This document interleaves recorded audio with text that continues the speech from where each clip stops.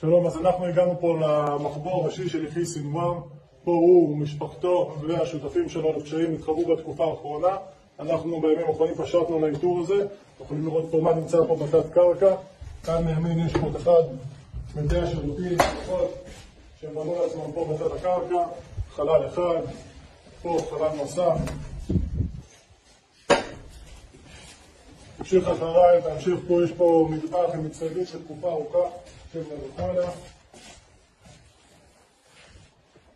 ואפשר לראות גם עסקים של אונר"א, שארגון שאמור לסייע פה לאזרחים. תמשיך פה במסדרון הראשי, החדר הבא היה חלל שבו המאבטחים שלו של יחיא סנוואר שמרו עליו, עם נשקים, תחמושת, מטענים, עוד הרבה אמל"ח ששמנו בצד.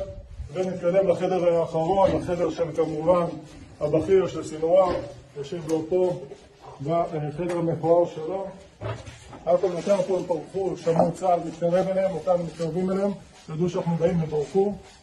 פה כספת שפרצנו ומצאנו פה מיליוני שקלים ודולרים בתוך הכספת ועוד כספים שמפוזרים פה בחוץ. הוא חי פה בצורה טובה עם כל המיליונים שלו, בזמן שהאזרחים פה למעלה חיים בעוני וגובים ברעב. ככה הוא חי, אנחנו מבינים שהוא נמלט מפה והשאיר לפחות חלק מהמיליונים שלו מאחוריו.